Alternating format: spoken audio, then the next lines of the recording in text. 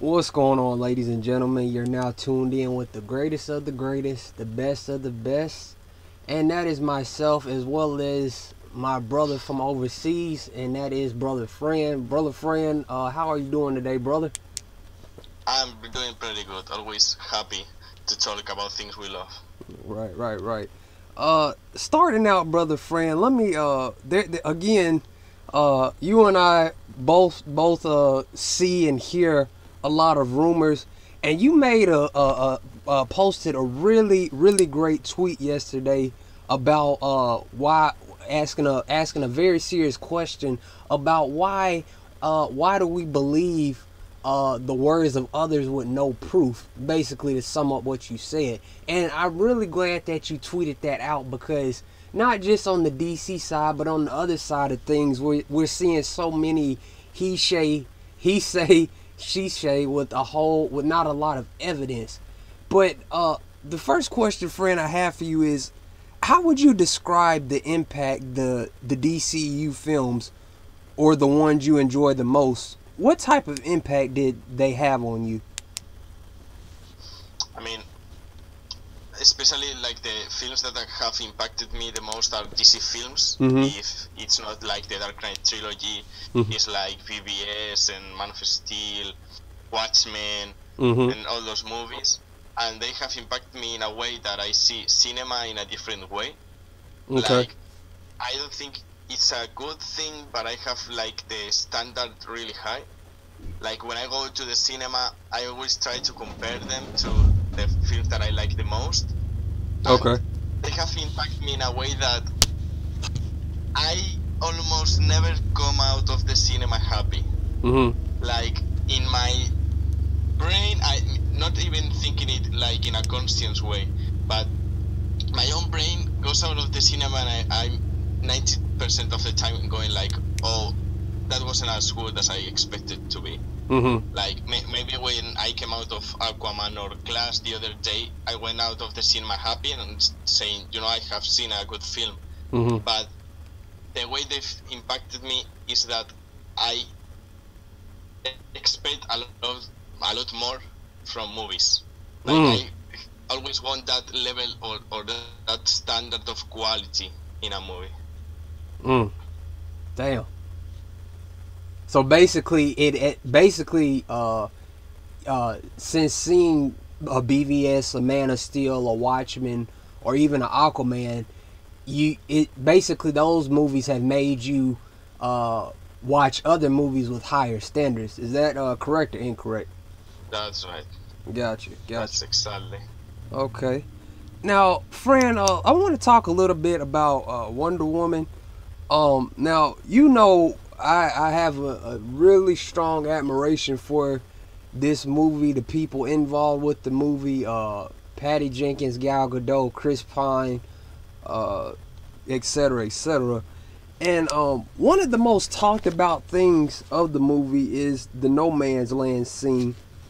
And for me, it just spoke volumes. I'm like, this individual who just came out of her homeland of Themyscira just jumps in this deadly battle and just says, "Fuck it, I'm gonna fight everyone, whether these people are with me or not."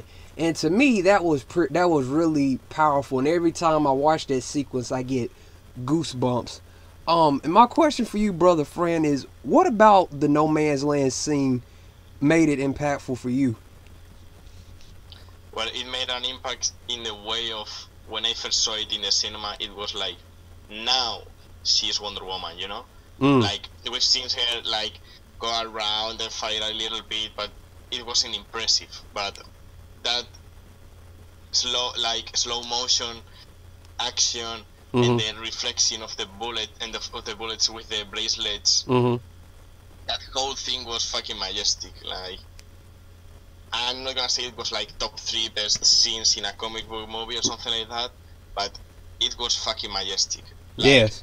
you saw her and she was like explosions around and throwing shit with her shield and running around dodging bullets, all by her own, like supporting like 20 people shooting at her, and she just kept running and running, giving zero fucks. Mm-hmm. So that scene was fucking amazing. And I saw Patty Jenkins said like yesterday or 2 days ago, something like that, that in Wonder Woman 84 there is going to be a scene that tops the No Man Lands scene. So I'm pretty hyped for that one. Yeah, definitely. Yeah, I definitely saw what you're talking about. Moving on, Fran. Let me ask you this now. David Sandberg is a guy who has seen some fairly good, very good success. Starting with Lights Out, which was a really, I wouldn't say it was the greatest horror movie, but I think for a debut, it was a really good movie. Then he did a really good job, in my opinion, with Annabelle Creation, and then it was announced that he would be helming the film Shazam.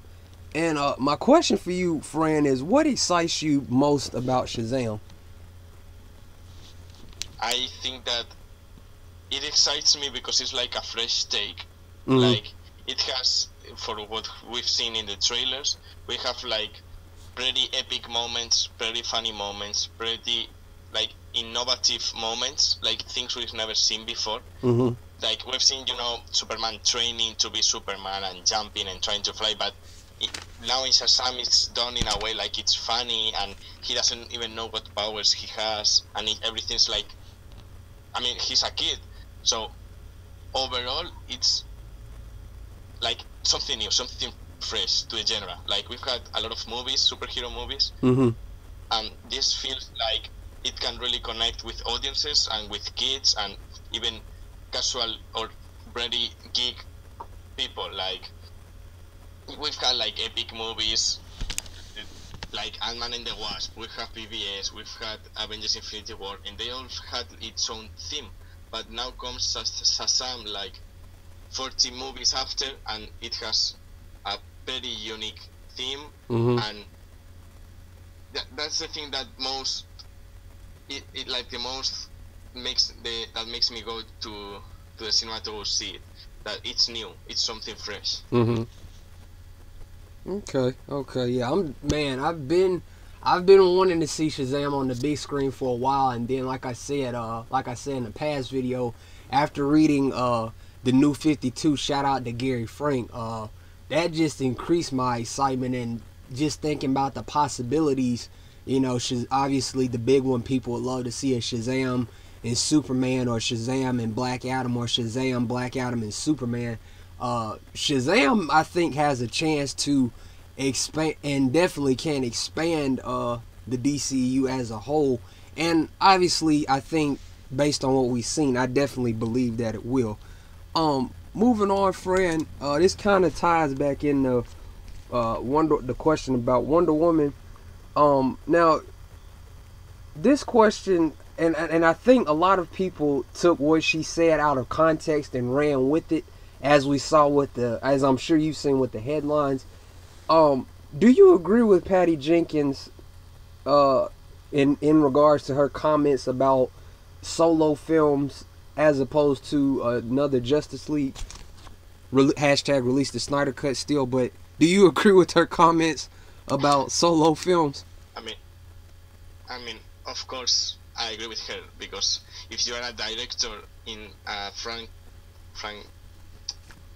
and a shared universe, Mm-hmm. and you do like a pretty amazing movie like Wonder Woman, Mm-hmm. and then you see what they do to your character and the other characters when they are mixed in a movie, Mm-hmm. and then the disaster of Justice League happens. Mm-hmm.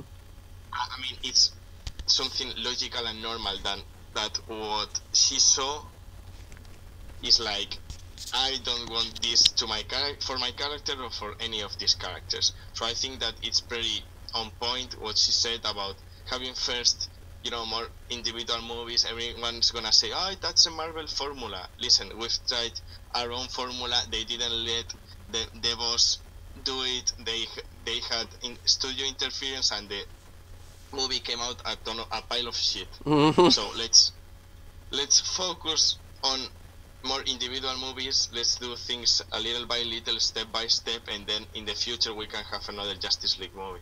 But I think that her opinion was very on point. What do you think about her comments? Uh, well, you know how passionate and aggressive I can get on the mic, Fran. Uh, uh. I mean, We I. make family friendly, Josh. I mean, They're gonna take down the video. Yeah, they'll take down the video. I mean, I definitely see where she's coming from because on one hand, I'm like, you got characters like Ray Fisher's Cyborg. Shout out to Ray Fisher. You got, you know, Ezra Miller's Flash. You have Joe. I'm just gonna call him Joe M because I call him Mangelio or Mangelio or something. I can't pronounce his name, but Joe Deathstroke, Slade Wilson. You have Henry Cavill. You have Ben Affleck. You have Gal Gadot, who's started her trilogy and will get a sequel next year.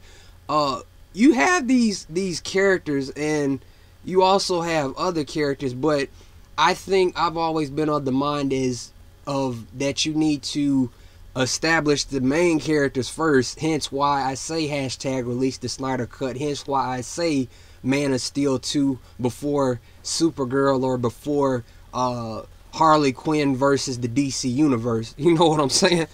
And that's like the seventh film they're gonna make. They're gonna explode it so much that it's gonna be like Harley Quinn versus Mortal Kombat.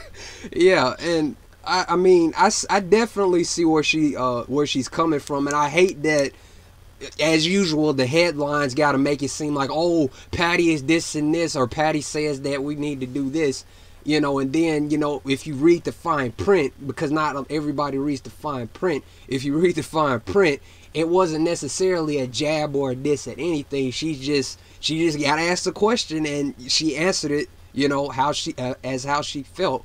And to some degree, I agree. But again, knowing what we know and what could have been and what should have been, I'm of the mindset that, yeah, she has a point, but establish the main characters like Flash, like Cyborg, like even Green Lantern, and other characters first. And that's enough of that. This next question. Go ahead. I have like one little thing to say. Like what you said, that she wasn't bashing or trying to taking hot takes on anyone. Like I've seen a lot of people on Twitter like going fucking nuts. Yeah. Like Zack Snyder created you. Shut the fuck up. Yeah. And I was like, hey yo, listen now, man.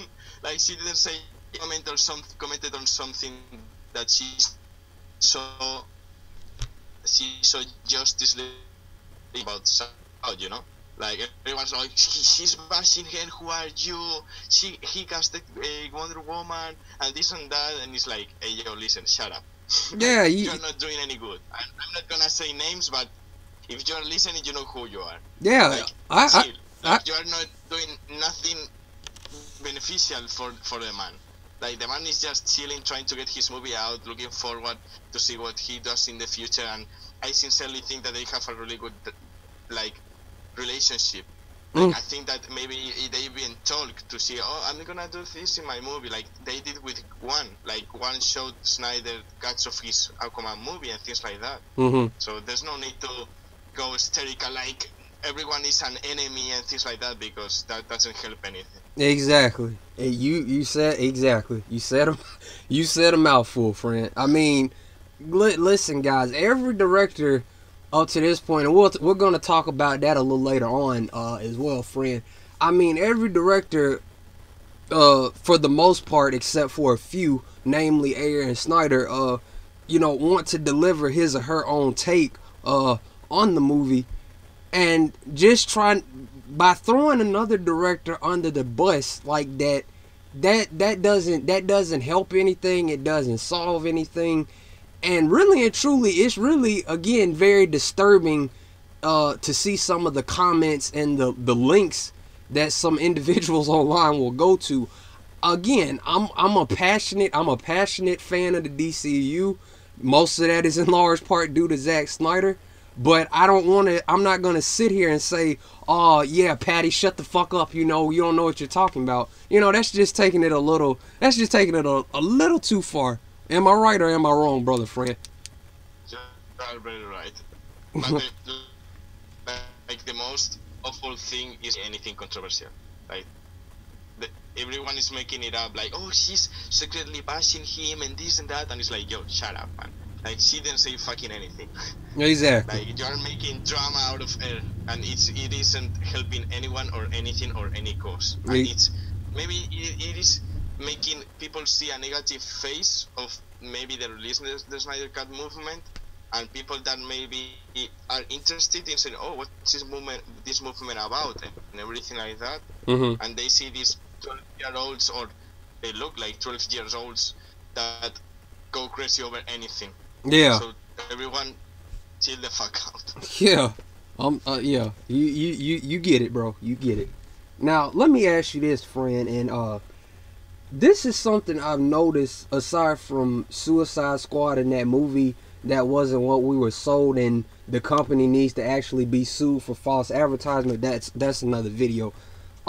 This part about the DCEU is something I've seen in Man of Steel, BVS, Wonder Woman, and most recently Aquaman. Is something I really appreciate that they put a lot of their attention towards. And that question is, Fran, why do you feel that the mothers play such a big part of the DCEU movies as opposed to the other superhero types of superhero movies? Well, I think that it's like an easy way of like, I have echo. I can hear myself. I can hear you. Oh, but I mean, when I talk, I can hear myself talking. Like, go. I mean, I think that the mother's theme is like something that gets really attached to people, mm-hmm. and something that is like kind of easy to relate to. Mm-hmm. Like, it's not like a difficult plot or storyline or something like that. It is something as simple as your mother. Like, everyone has a mother, mm-hmm. so it's something like that connects really good with the person who is watching the movie, and something that is not like some strange twist that is like groundbreaking. Mm-hmm. I think that they have importance because behind every man and every woman there's a mother and a father, and sometimes we like overestimate the influence that they have in our lives. And you know, like Batman, the whole Batman thing is made because his parents were murdered, mm-hmm. and they have to be important because they are the ones that made us as we are. Like, and that applies to superheroes too. Like, you don't have to have like some silly final act or something like that. You can have something as simple as your mother showing up mm-hmm. to calm yourself down and make a good story. Like, that, it doesn't make it any worse or any better. It's just different, and something that really connects with the viewer. I definitely agree. Shout out to Martha Wayne, shout out to Polita, and shout out to Martha Kent as well. Moving on, friend, let me ask you this. Now it's been over a month, and $1 billion later. Are your thoughts on Aquaman, the movie, still the same? I mean, what's the question again? What are your thoughts on Aquaman as a movie still the same? Oh, I mean, yeah. Like, I think that is, I mean, I've seen it again, like in this Korean sub thingy that everyone is posting around Twitter. Mm-hmm. And like, I've seen it 2 times. I mean, I have no guilt. Like, I mean, I've seen it, and I think that my opinion hasn't changed. Like, if it is a pretty solid superhero movie with mm-hmm. some stunning visuals mm-hmm. that are like fucking groundbreaking, and it's a fucking disgrace that they are not nominated for the Oscars. Mm-hmm. And Black Panther is Jesus fucking Christ. Yeah, let's talk about that, Fran. But I'll let you finish. You said so, and then you're about to say something else. All right, no problem. So it's just a little bit more. Like, it hasn't changed. Like, it's pretty solid. Every time you watch it, you see something new. You focus on something else of the visual effects or the movements or the trident or the dialogue or the acting. So it hasn't really changed. It's a overall really good movie. Okay. Yeah, I think if anything, it's a good movie. It's a solid movie. Like you, I think the effects are the main highlight. And I want to talk to you about that, friend. That's a great point. Why do you think that I know the answer to this, but I just want to hear somebody else say it. Why do you feel that the Academy failed to recognize Aquaman for his visual effects? Because it is something as simple as knowing that I saw it in a reliable article that the company that is in charge of saying like which movie goes to the Oscars and which movie doesn't is owned by Disney. Okay. Like, and everyone's gonna go like, oh, you're a crybaby and this and that.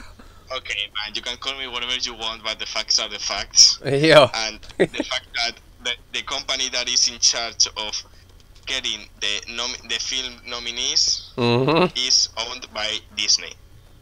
That's it. Like, that's the only thing that you need to know. And if the Academy had a little bit of dignity and a little bit of working ethics and morality, they wouldn't have allowed it to be nominated. And other films that, I mean, they wouldn't let Black Panther be nominated and films like Aquaman and other films that have stunning visual effects don't be nominated. Yeah. That's a little bit of ethics, you know? Yeah. Not everything in this life is money. Money is a fucking great important thing in your lives, but when it comes to regarding people's work from 2 years long, working every fucking day to deliver a fucking stunning movie, and you commit a fucking disgrace of not even dominating it, that says a lot of how the film industry is working right now. And I think that no one should be happy about it. Whew. Shit. Shots fired. Oh man, I don't even need to say anything else. Let's moving on, Fran. Let me ask you this, and I know this is where, like I like to say, this is where the triggering starts, where the dislike button gets pounded on, but that's fine. And that question is, why do you feel Man of Steel and Batman v Superman are still being hotly debated years after their release, but most MCU films aren't? Because two of them are one of the best superhero movies ever made. And Facts. Like 95% of the MCU films are pretty forgettable. Doesn't mean it doesn't mean that they are bad, but they are forgettable, and there's nothing wrong about it. But the thing is that someone who spends, like, we are in 2019, like that's like 6 years talking about Man of Steel. Hey, listen, if you hate it too much, you don't spend 6 years talking about it. Exactly. Like, it's a movie.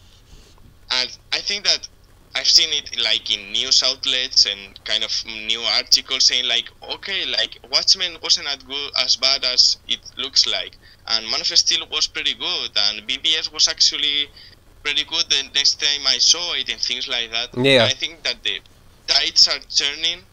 Like, I don't think that people are getting tired of Marvel, but maybe the people that are like, okay, I want to see something different this time, and they go back and see Man of Steel and BVS, and they're like, alright, I mean, watching it with a little bit of time to think about it, and not in the heat of the moment.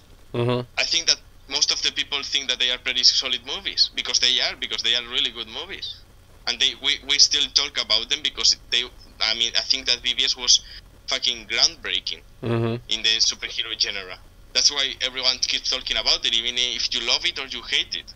Because when something is great and something has become and reached greatness, you're always gonna have people like against it and people in favor of it. And that's when you know that you've done a fucking great film. Okay. And this next question, Fran, is very much in relation to a lot of what you just said in the prior question. And that is, why do you feel subjective slash objective is thrown out the window when talking about DCEU movies. And before you answer, Fran, don't worry, I'm gonna let you go in once again. Before you answer, I want to say the reason I asked this question is because oftentimes I've been hit with, oh, well, you're allowed to like BVS, you're allowed to like Man of Steel, but you just need to accept that it's a bad movie. And to tell you the amount of times I've seen a comment like that or similar to that, to tell you the amount of times that a person has ran to my video just to write some long essay about why I'm wrong for liking the movie, I'd have a fucking 120-page notebook probably. I'm just keeping it real. But what's your take on that, Fran? You should like collect all those comments, like paste them around your room, like your bedroom, to motivate yourself. I should, man. Like, I mean, I think that it's something really strange. Like, I think that it has a lot of factors, the way that people talk about DC films. And I think that one of the biggest factors to make things shorter is that they have fear. And I don't understand why. Like, I think they have fear that if DC films is successful, Marvel is gonna end, or they're gonna take over, or they're just gonna make like dark and gritty films, like they call it. Like, I think that they are scared. Like, oh no, like this film, Aquaman, is a really good, solid film that is not as cringy and funny as and your average MCU film. Let's go bash it. Like, I don't want anything like this, and you can do that and behave like a fucking 12-year-old. And you can be a good journalist and say, I didn't like this movie, maybe I didn't like the theme of this movie, but if you like superhero movies, you're gonna like this movie. See, as simple as that. Like, it's a matter of having principles and integrity. Yeah. Professional integrity. Like, you can have an opinion, and I may have an opinion on Iron Man 3, and I can say, I think that it is a really bad movie, but if people enjoy it, let's keep making them. Like, I'm not paying for them. Like, they are not taking my money to make those movies, so why would I fucking bash something that someone likes because I don't like it? Like, it's as simple as that. Like, you don't like it, it's alright, you can say, I didn't like it because this and this and that, but saying things like, I give it a 2 out of 5 because it only looks like actors in a fish tank and fake CGI fish. Hey, listen, what do you think? They're gonna go and swim between great sharks and whales in the middle of the ocean. Yeah, man. Like, that's what I'm talking about. Like, if you have like respect for yourself and for the work you do, they wouldn't have been writing those kind of articles. And exactly. That's where the subjectiveness and objectiveness comes. Like, you can be objective and say, I think that this movie has some pretty amazing VFX, but I didn't like the plot. Okay, that's fine. Like, there's no problem with it. But saying some arguments against it, like, the hair of Mera looks fake. 1 out of 5. I mean, you're like making a whole 2.5 movie into that you didn't like someone's acting or because something looked like a little bit of fake. Like, get the fuck out of here, man. Like, yeah. It's just sad. Like, you see journalism going dead. Yeah. I mean, in the film industry. And then I saw, I think I said this in a previous video. Like, I saw a review of Ant-Man and the Wasp that said, I didn't understand a thing, but it was pretty fun. 5 out of 5. What the fuck? Like, what is journalism anymore? Like, are you fucking kidding me? Like, what's going on? Man, it's fucking... I couldn't tell you. I mean, but you said a lot, and I like how you mentioned integrity. That's a great thing. That's a great word, Fran. I mean, these directors, these actors, and even to some degree producers, whether they have good intentions or bad intentions, and we're gonna talk about that a little bit later. They work extremely hard on these movies, and you know, I'm sure they're swimming in cash, so they don't really let the words of others affect them. But I'm gonna tell you something. When you take it as far as getting personal about a person, like talking about, you know, I'm just gonna use him as an example, Zach, and you know the stuff he's had to deal with, you know, calling somebody out, talking about it's a Marvel ripoff or they can't come out with anything without copying Marvel. That's just taking it a little too far, and it just shows that you really don't have anything to write about other than just, unless it's MCU or Marvel related. Like, take their dick out of your throat. But anyway, don't ban me, you two. Moving on. Let me ask, family friendly. yeah, let me ask you this, Fran. And we talked about this in a past video as well. What excites you most about Wonder Woman 84? I think that mainly two things, like the setting, like the 80s. Like, I obviously wasn't alive in the 80s, but everything that I've seen, like the music, the style, the whole society, like the ambient, everything.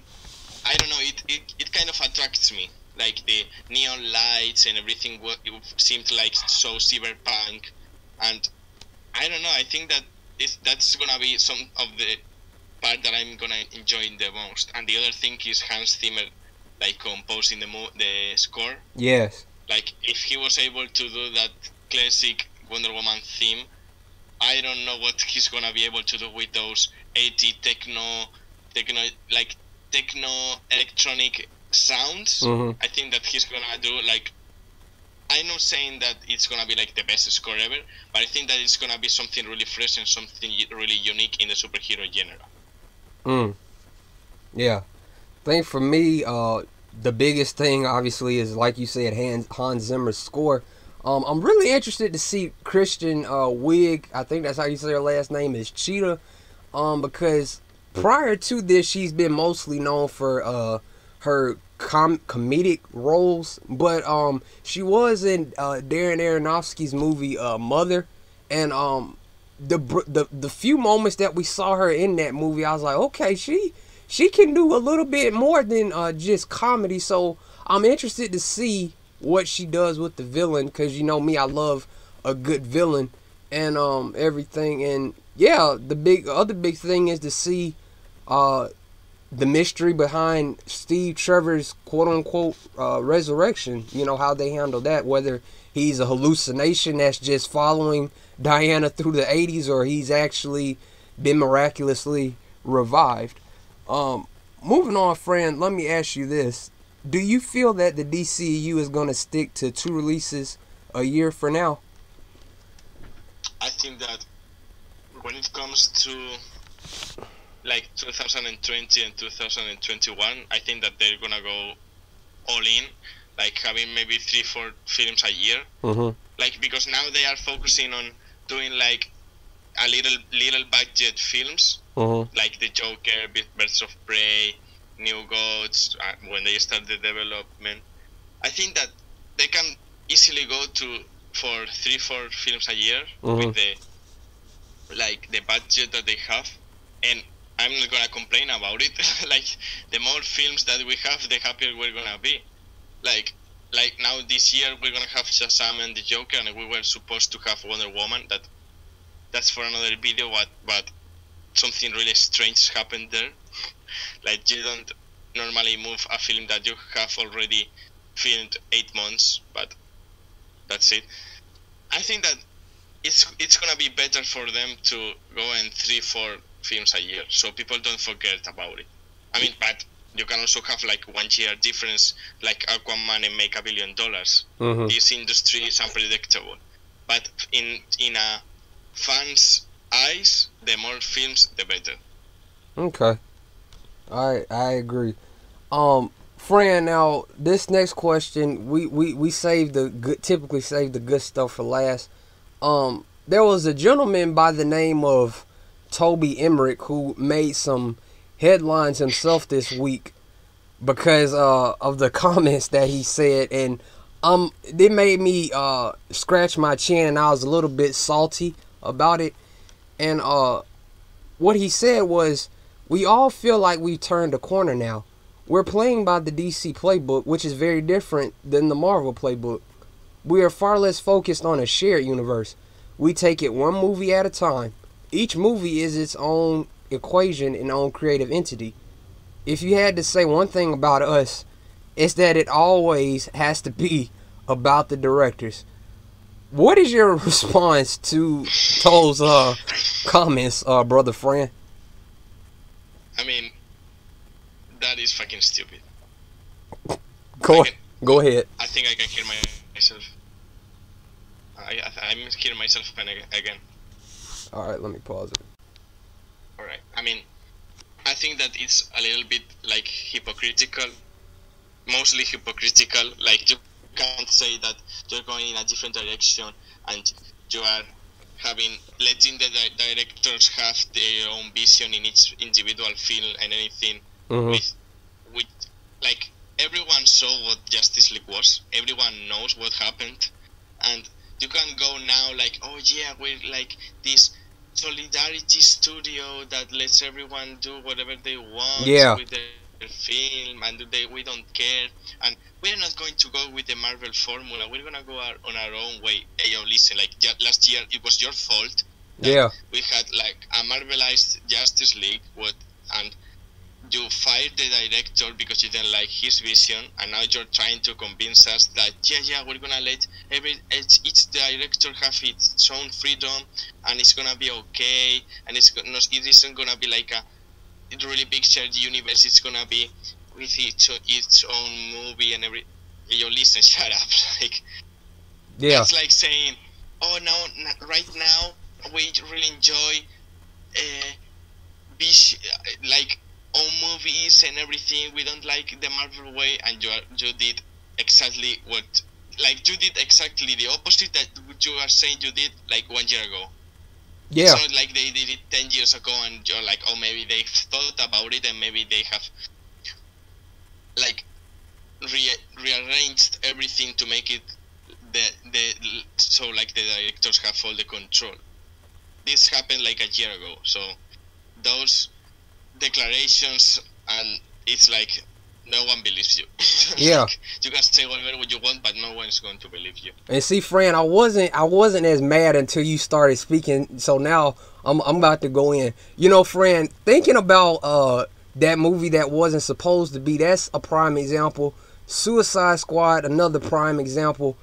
And it's just frustrating, man. It's very frustrating. It's very saddening. And you know, thinking about what Justice League could have been, and just sitting here imagining, for me, almost daily or every other day, don't worry, I have other things to do, but just imagining what they did to this man's hard work, a universe that he started, a universe that they hired him to basically jumpstart and entrusted him to jumpstart and give him, you know, time to develop.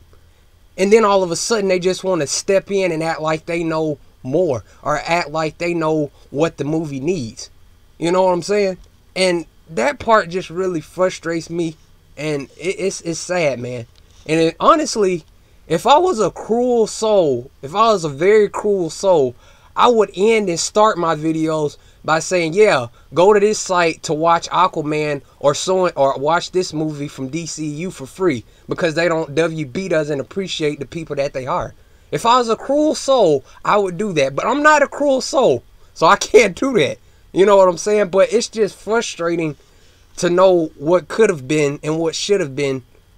But now, until release the Snyder Cut happens and it's actually released, you know, we just gotta sit with this painful memory of fucking titanium Futurama robot iron face jawbreaker face Superman.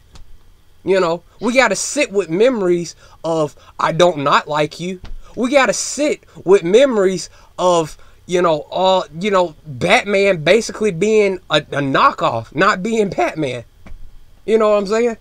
And it's just frustrating. Yeah, it's all true. Like, but the thing is that they did everything, like all of that, they did it wrong, and now they come out like, no, we are like this little innocent Yeah. studio. Like we didn't do anything wrong. We let each director have its own vision. Like, shut up, man. Yeah. We all know what you did. So don't come in here like you're an innocent little man saying like, oh no, because of this and that, and we don't like the Marvel formula. Shut up. Like, just shut up. Like, let time pass. Let time heal. Release the Snyder Cut. Maybe we can all chill out a little bit. But that's the thing, that you can do things wrong and shut up about it, and you did them wrong, and Keep talking that's about it. it. But don't come out like, no, we didn't do anything like that. We're really respectful with the director's visions and this and that. And the only Just don't be hypocritical. Yeah, and the only reason, friend, I don't know about everybody else, the only reason I'm still watching these movies, the only reason I haven't went all in is because a movie like Man of Steel exists. A movie like BVS exists. You know, knowing what Zach had intended for a lot of these movies and characters, that's the only reason that I still watch these movies. The only reason I get on YouTube and preach and shout and get crazy, raising my blood pressure. I hope I don't have kids. That's the only reason I still am invested in these movies a little bit. And moving on, Fran, before I get started and take up all the runtime of this video, what do you say to those users / group of individuals who claim that, quote unquote, Zack Snyder doesn't get Superman? And I feel like I'm going to get triggered, so I'm going to just let you answer and we'll keep going. I mean, he doesn't get Superman, and I would say, so what is Superman for you? Is he the 78th movie from the 1978? Mm-hmm. Or is he the Red Son one? Is he the Injustice one? Is he the Kingdom Come one? Like, listen, Superman has like some like basic ideas that you have like to fulfill, but we've had like 80 years of Superman comics. Like, we've had iterations of him in every single way possible. Like, he's been really good, he's been really evil, he's been stupid, he's been intelligent, he's had kids, he doesn't have kids, he's been in love with Lois, he's been in love with Wonder Woman. Like, what do you mean he doesn't get it? He's just trying, like they do in the comics. They now start another run in the comics, and they make him really bad and really evil, and he's like the tyrant of the world, like in Injustice. That's what he was doing with Man of Steel, but it wasn't that. It was like a 5-story arc movies that it's called character development, and it doesn't have to happen all in one movie. Exactly. Like they all like to, oh, like, look at this character development in the MCU and this and that. Like, that took 10 years and maybe like 8 films for a character to come from where he started to what he is now.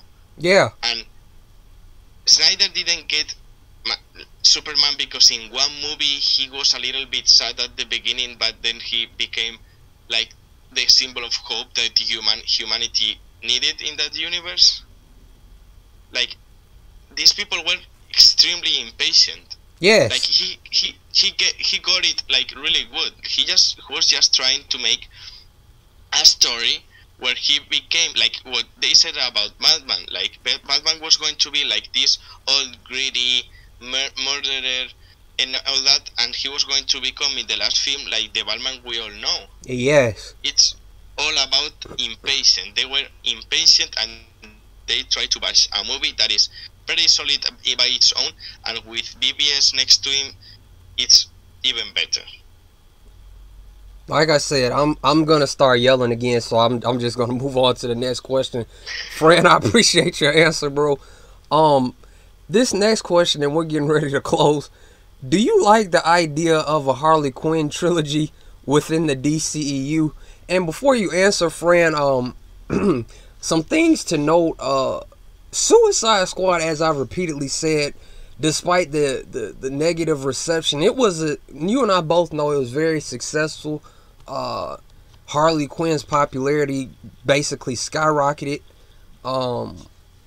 seeing the numerous spinoffs that were announced, they were mostly centered around Harley Quinn.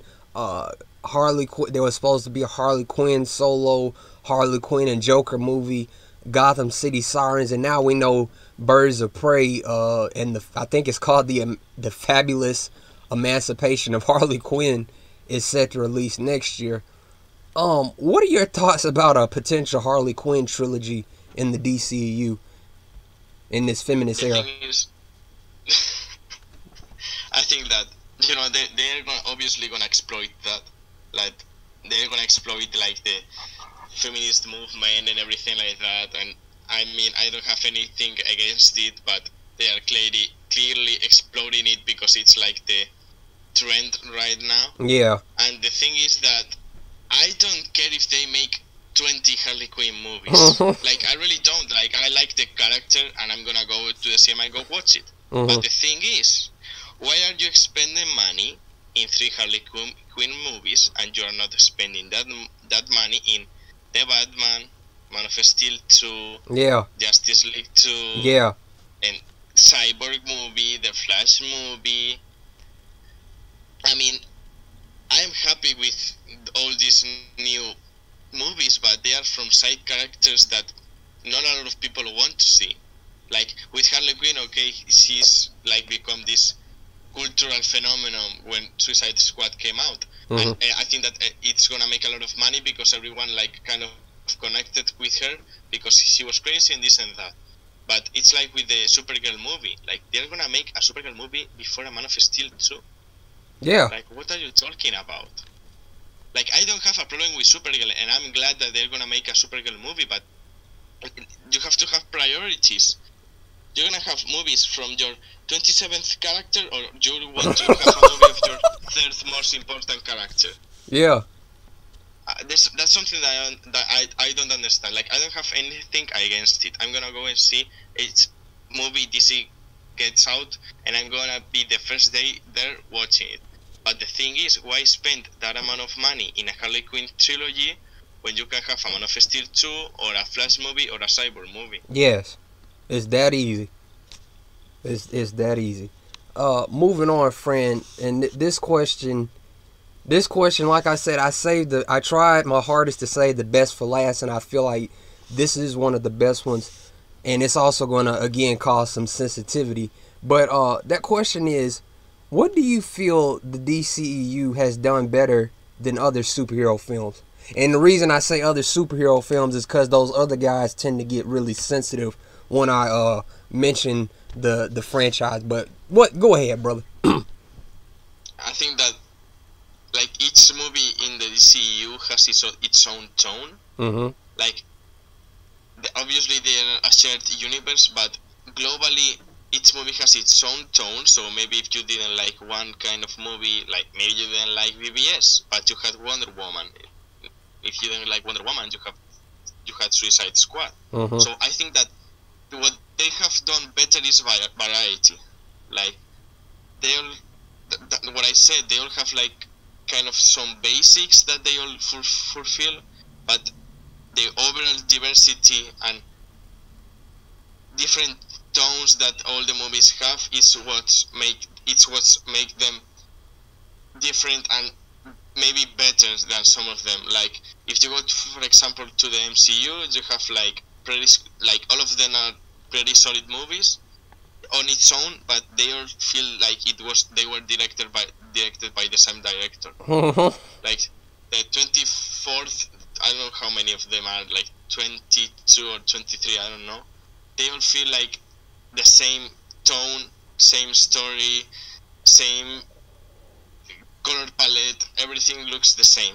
And I think what DC Films has done better is diversity, like diversity in colors, in theme, in tone, and that's what makes it like maybe, I'm not gonna say like more successful, but if you didn't like one kind of movie, you're gonna like the next one.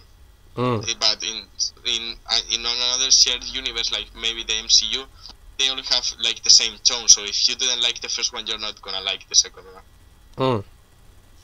Okay, I think for me, like you said, the tone, with most of them. Man of Steel, BVS, Wonder Woman, to some degree Aquaman. The casting, I think has been spot on, and I'll even say Jesse Eisenberg's Lex Luthor. Cue the downvote button. Jesse Eisenberg's Lex Luthor. The casting all through and through. Gal Gadot. The directors, I think, for the most part, aside from the interference that came with Suicide Squad and Zack Snyder's own films, and definitely the action. I think the action is often understated. I don't know why, but you could take the warehouse scene in BVS and it probably, to me, is better than most of the MCU. But before I trigger anybody, this last question, Fran, what would you say to those individuals who say the DCEU should copy the Felicity verse, aka the Arrowverse? I mean, I think that the people who say that hasn't really seen like the Arrowverse. Mm-hmm. Like, I don't know. I've seen some episodes of some of the series, and I think that they are pretty boring overall. Like, I can understand that people watch it and they enjoy it. I don't have anything bad to say about them, but for me, they are pretty boring. Like, the action feels pretty cheap. Everything feels like, this is made for TV. Yeah. And should DC Films copy that? I don't think so, because DC Films has to have its own tone. Mm-hmm. It's not that difficult. Like, and not everything has to be the same or generic or this and that. Like, the Arrowverse can have its tone, DC Films can have its tone, the MCU can have its tone. There's nothing wrong about it. But trying to overgeneralize every single movie that comes out to have the same tone, it's pretty much and simply boring. That you wouldn't be excited to go to the cinema if it's of the movies that came out had the same tone and copied each other. Yeah. Well, ladies and gentlemen, I want to thank you all so much for tuning in. You guys go subscribe to Fran's channel. I'll leave a link in the description. And yeah, we'll see you all next time. Bye bye. Don't get triggered.